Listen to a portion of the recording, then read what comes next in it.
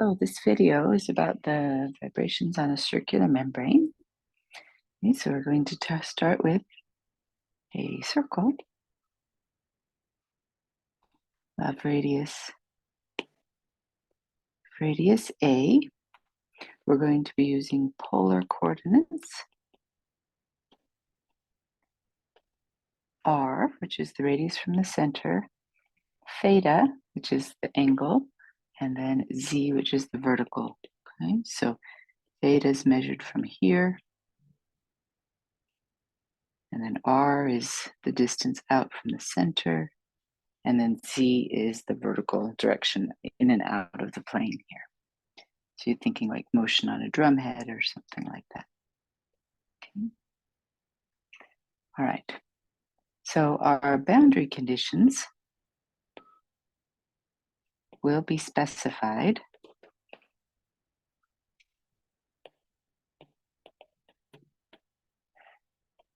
at R equals A. Okay, so we will be either given some examples of possible boundary conditions would be that Z, the vertical displacement at radius A as a function in theta and T is 0. That would correspond to a clamped membrane that's clamped all around the edges. And the partial Z with respect to R, evaluated R equals A is 0, is the boundary condition for a free edge. If it was like suspended in the middle like a cymbal and free. But remember, some of the assumptions that we're making are the same as with our rectangular membranes that we did. They're thin, they're limp, there's uniform tension,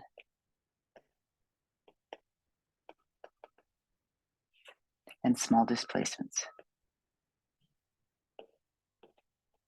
Okay, those are some of our assumptions that we're doing for these circular membranes.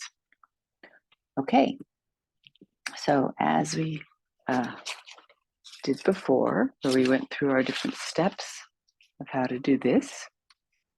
Okay, step number 1 was to figure out the forces at work. And again, we're talking about a Hooke's law type situation, the natural restoring force of the membrane due to the tension of the membrane.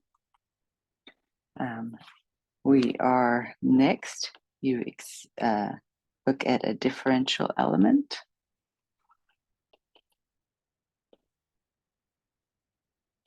And find the force. Okay, so what does that look like this time? That looks like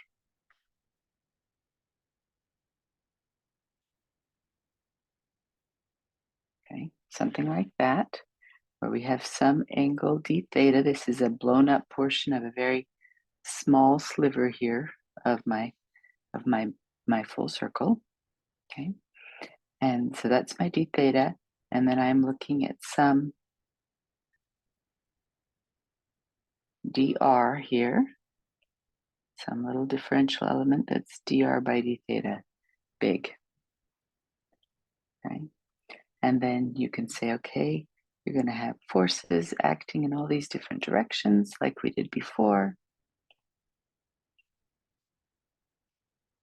The width of this is dr. Okay, so then you have the tension on the membrane times the distance r right there times d theta for the force acting in this direction. The force acting in this direction is going to be that tension times the distance from the center, which now will be r plus dr, d theta. And then in this other direction, the up and downish direction here, you'll have the tension times dr, and the tension times dr. So that's r, this is r plus dr.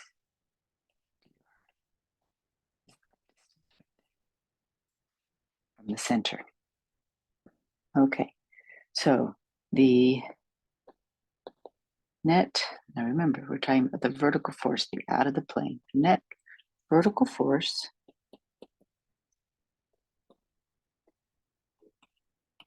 in the r direction, radial direction,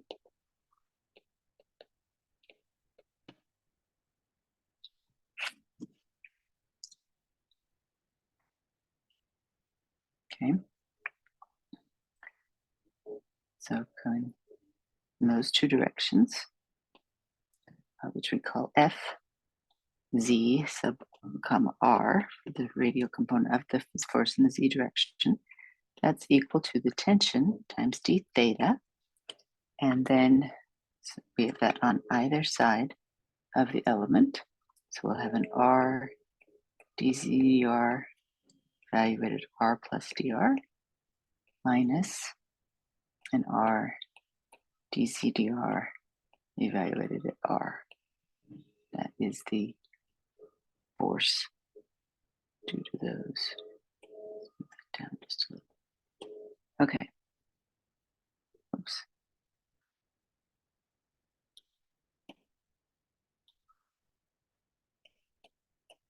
All right. Okay. So then we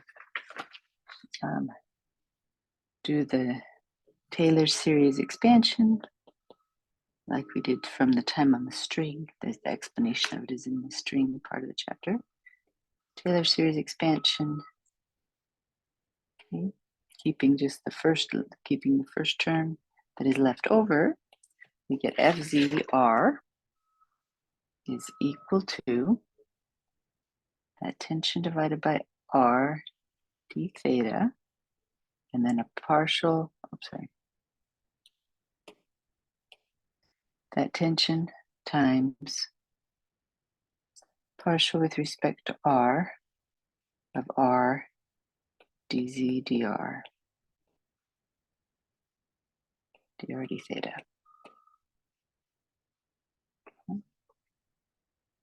Okay, and then similarly for the net vertical force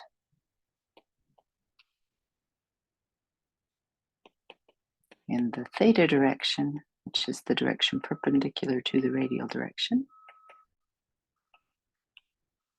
We're going back to number 2 again for the theta. The vertical force in the theta direction is tau dr, and then we have a 1 over r derivative of z with respect to theta evaluated at theta plus d theta minus 1 over r derivative of z with respect to theta evaluated at theta.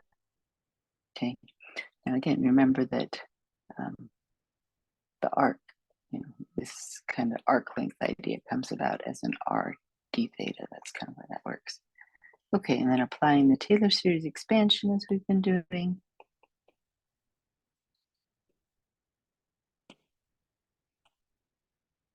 Then we get that the vertical force, the theta component, can be approximated by the tension divided by r, 2 derivatives of z with respect to theta, dr d theta.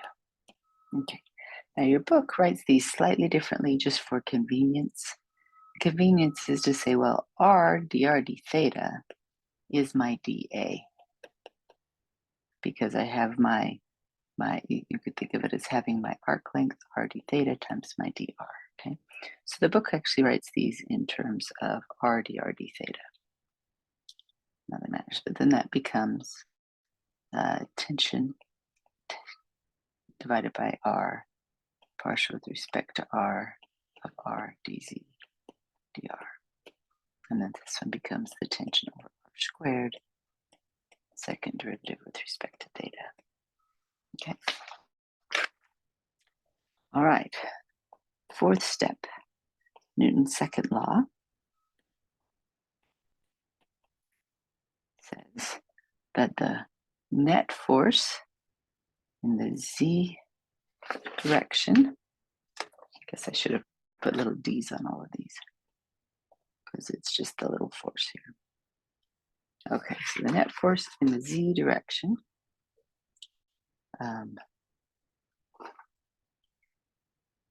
is equal to my little dm times the acceleration. Okay. T is the tension script t, and rho s is equal to the, the mass is equal to this thing we're calling rho s times dA. So it's the mass per unit area, or in other words, rho s is the total total mass divided by the area of the whole thing. Okay, so putting this all together now, if we add up the forces in the r direction, the theta component and the r component of the z direction force, vertical force, we're going to sum those together. Okay, so we wind up with doing one more step here, writing that as t over r times, doing this out, we get the derivative of z with respect to r plus r, two derivatives of z with respect to r, r d theta.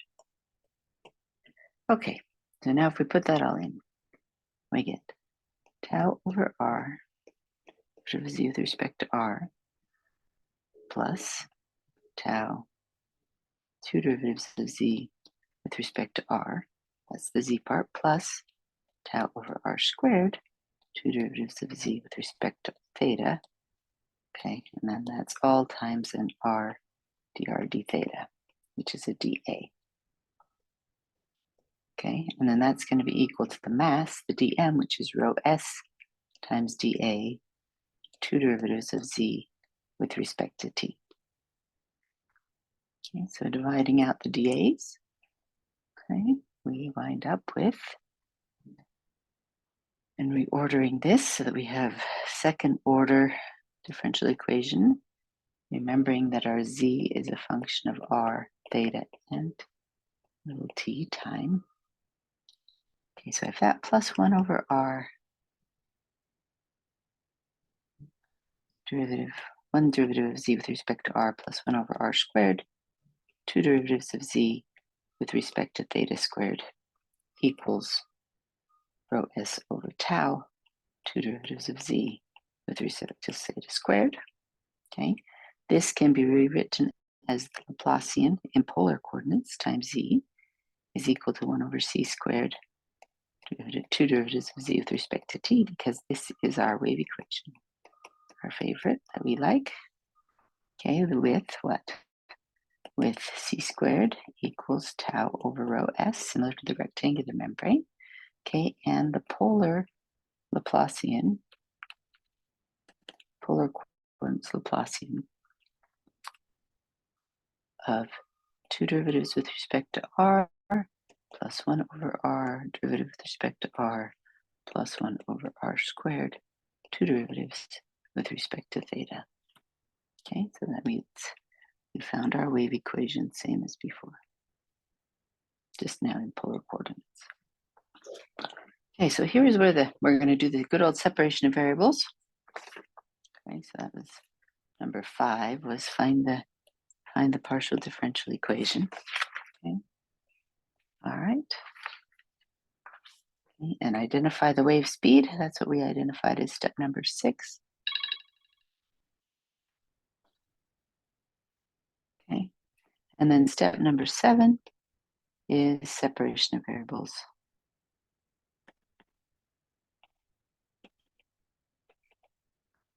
Okay, so we're going to say that my function z is a function of r theta t. Oops, little t, sorry. Is some function capital R of r, some function capital theta of theta, some function capital T of t. Okay, I'm going to put that in and divide by the whole thing like we've done before. And I wind up with r double prime over r plus 1 over little r, capital R prime over r, plus 1 over little r squared, capital theta, double prime over theta is equal to 1 over c squared, capital T double prime over t. Okay, and then that is going to be equal to minus k squared, like we did before. So then our time equation, right? We get our t double prime plus c squared k squared t equals 0. We've seen that one before. Equations there, for these solutions to that, we can write as e to the j omega t with omega equaling ck. All right, so now if we look at the rest of this, okay, we have an r double prime multiplying everything by r theta. Well, no, actually not. I'm going to keep my r's and theta separately. So I'm going to pull out the 1 over capital R. I have an r double prime plus 1 over r prime.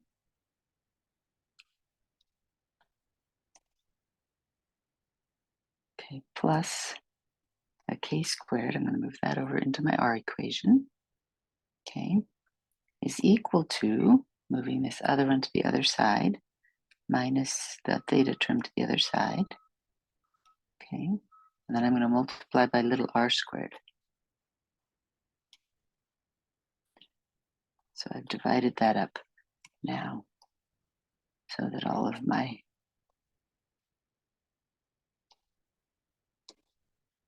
r is on one side and all of my theta is on the other side, which means that it needs to be equal to a different separation constant, which I'm going to call m squared.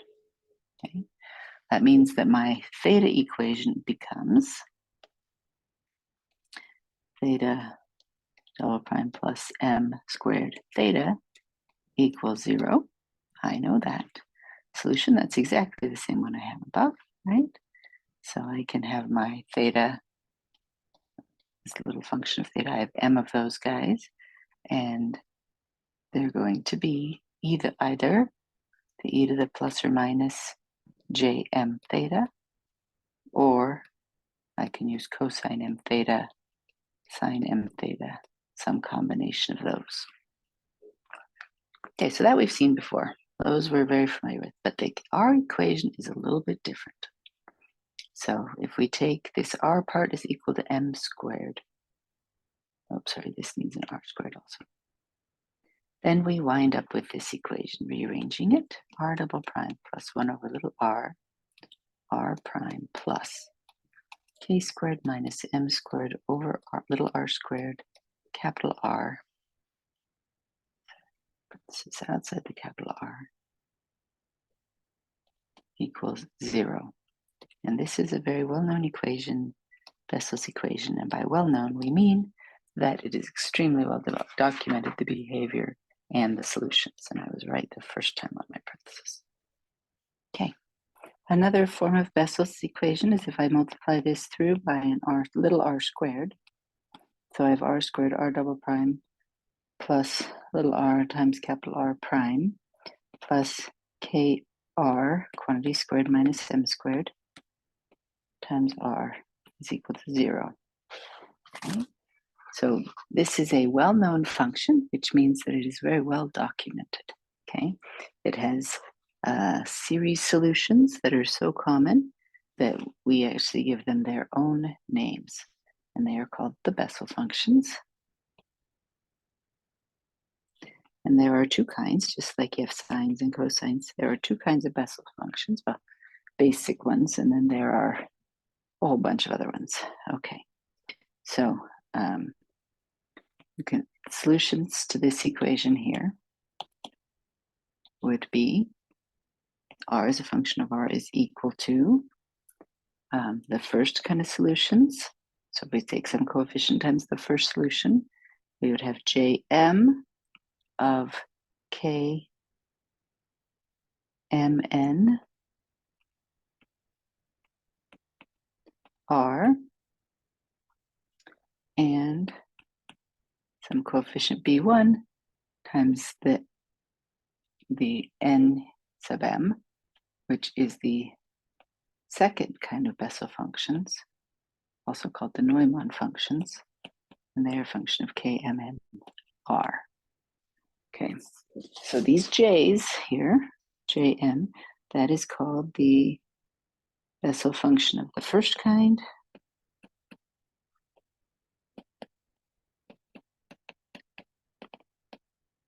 of order M. The n's are called the Bessel function of the second kind, or the Neumann functions.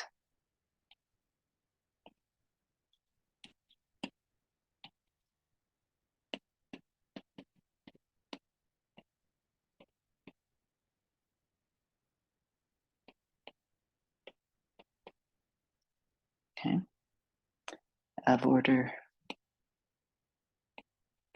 M. Okay. All right, so the key property, the most important property to remember about these, is that the JMs start at 0.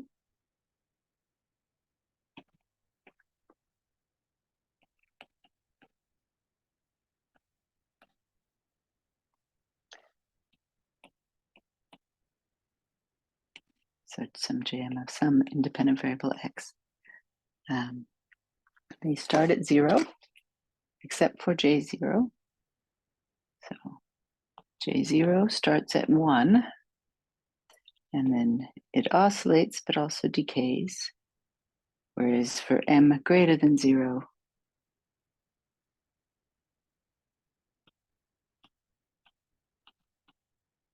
they start at 0. So J for M greater than 0 at x equals 0, at the argument is 0, is 0. Okay. Whereas the Neumann functions of the second kind, the general behavior, you can find lovely pictures and plots of these, but I'm just talking about general behavior, the one that's going to help us know which solutions we need, is that they start at minus infinity and then come up and oscillate. Okay. So for nm of x. So Jm, as x goes to 0, goes to minus infinity. Okay. All right. So there are lots of others that come from this. There are the modified Bessel functions, there are Hankel functions, there are spherical Bessel functions, spherical Hankel functions, etc. But they all come back down to this basic idea of solutions of Bessel's equations. They can be written as a series, but then it's such a popular series that we give it a name. So the displacement, bringing it all back together, the displacement of our membrane, the mnth component, okay, as a function of r theta and t, is some, if we work with the complex here, we have some cmn, or anm, and then we would have e to the j omega t from the t equation. Our sine and cosine dependence can be some combination of sine m theta, cosine m theta. And then we can do Jm of k nmr, and then the Neumann function nm. Okay, too many n's and m's, but okay. Again, the curly brackets mean it could be some coefficient of the top one plus some coefficient of the bottom one, or the boundary conditions would tell us what it was. And then your total z of r theta and t would be the sum over m. M can go from 0 to infinity, and the order of the Bessel functions can go from 0. Okay.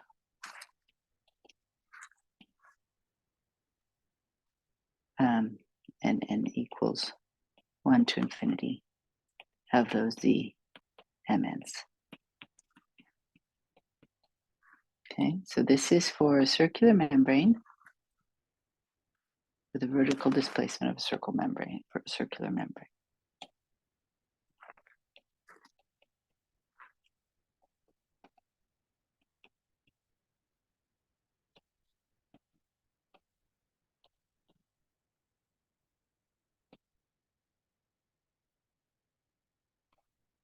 Okay.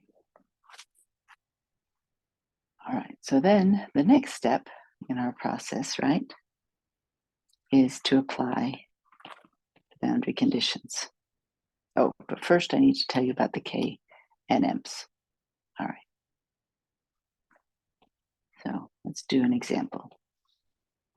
Let's do the J0 of X example. Okay.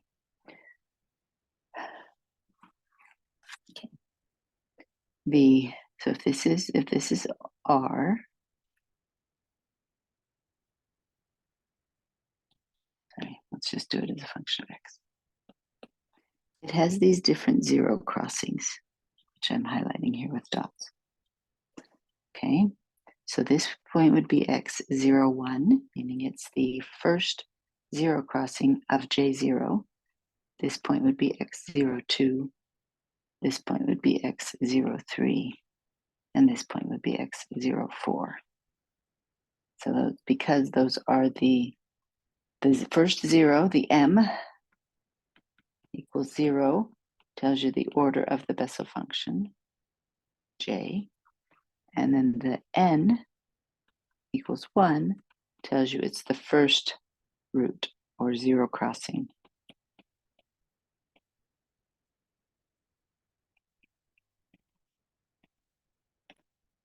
Of J0. Okay, so that's what we mean by that. Similarly, if you had,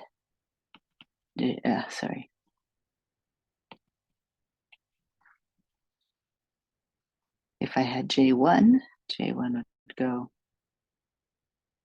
something like that. We call that J1 of X. Okay. And this would be X11. This would be X12. This would be X13. Okay. Now, we are dealing with J, M, K, N, M, N, R. Okay, and so you compare that to this case here, what I'm saying is that these X's, XMN, the zero crossing, is equal to KMNR if the function needs to be 0. So maybe here's a better way to say it. JM, KM, and R is going to be equal to 0, like a clamped edge, if K, M, N, R is equal to one of the X, M, N's. We're going to use that for our boundary condition. Okay. All right, so thinking about these separation constants,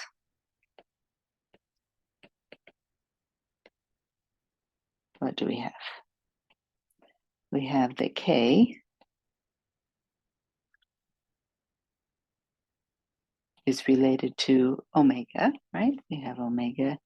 So K is the separation constant. We keep that straight. K is the separation constant and M is the separation constant. Okay, so but for K, we have that omega Mn is going to be equal to K Mn C, or C is equal to omega Mn over K Mn. Okay, we expect two separation constants because it's a two-dimensional system. The vibration in the third dimension, but we have two, it's in a plane.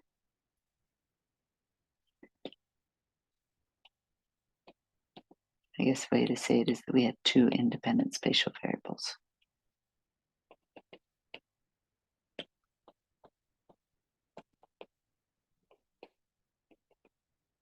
In this case, it was R and theta. For the rectangular membrane case, it was X and Y. Okay. All right, so that's what the K and M's are going to be working out. Okay. Now the M, remember, comes from the theta version. So we have cosine theta M sine M, cosine M theta sine M theta, which means that M indicates the azimuthal variability.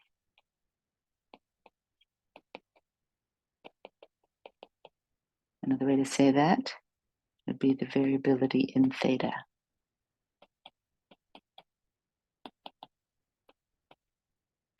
Okay, so the key here is that if you're dealing with azimuthal symmetry,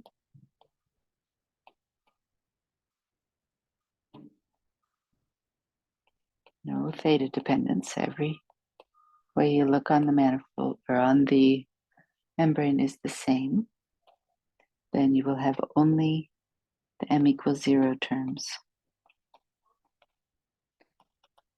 in the solution. All right.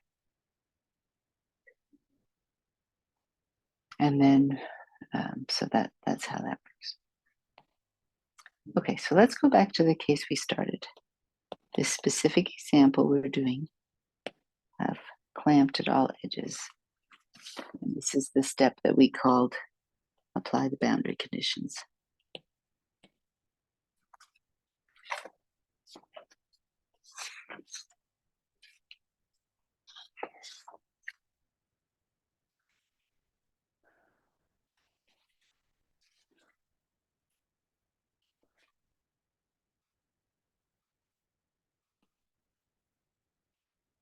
Okay, so we're doing the example of a clamped circular membrane.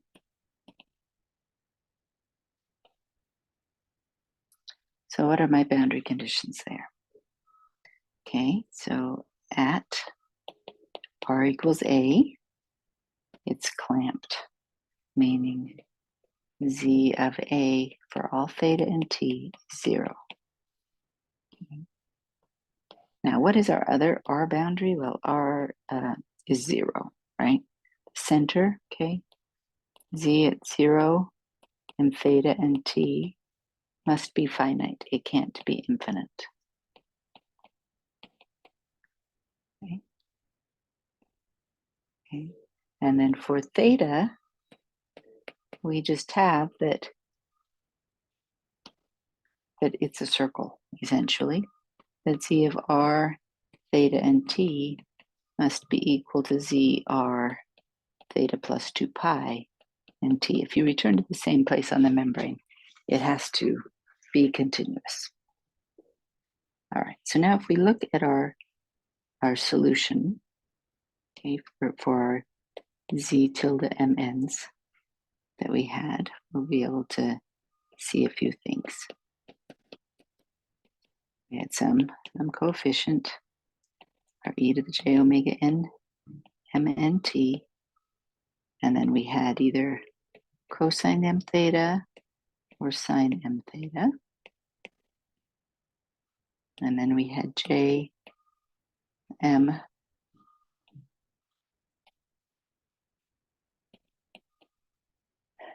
k m n r n m k m n r. All right. So looking at these first, okay, so because z tilde mn at r equals 0, theta and t must be finite. There are no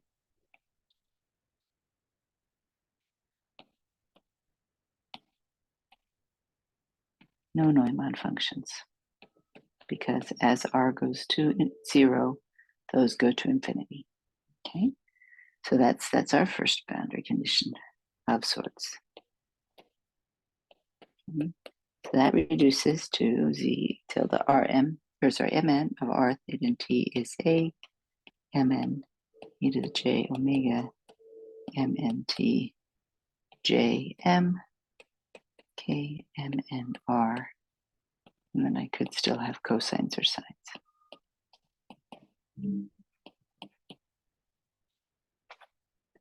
Okay, so now next we're going to say z of a, theta, and t needs to be equal to 0.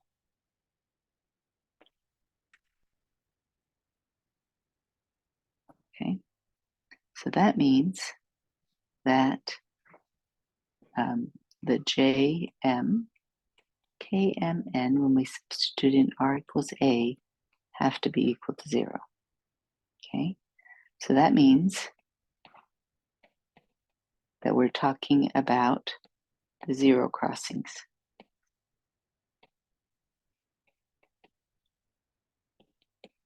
Okay, that's how we defined it. And if we define that, that means that Kmna is going to be the 0 crossings, which I'm calling xmn for right now.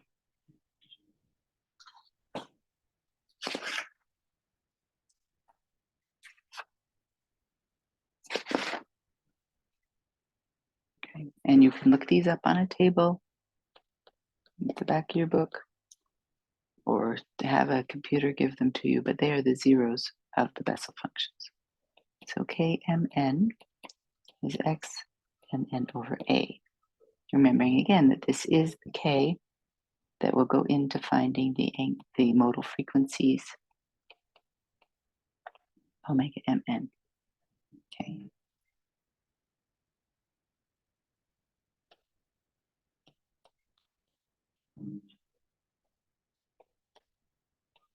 Okay, so again, the xmn are the 0 crossings of the Bessel functions. We get the case of azimuthal symmetry.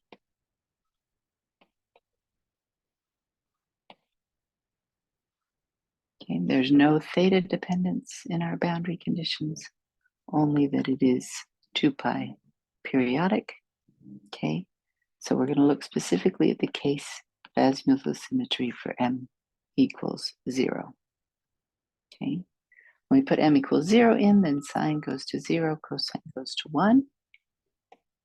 Okay, so then for that case, we are doing zmn of r theta and t is some am n tilde e to the j omega nt times jm kmn r with the k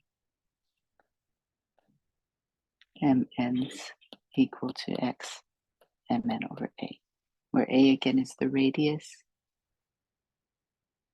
and the omega has to have both the m and the n subscripts.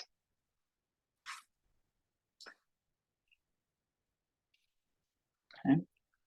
Now, if we look again at our Bessel function shape for J0,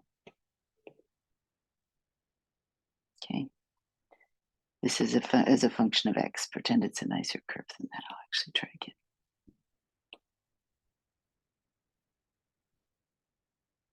A little bit longer.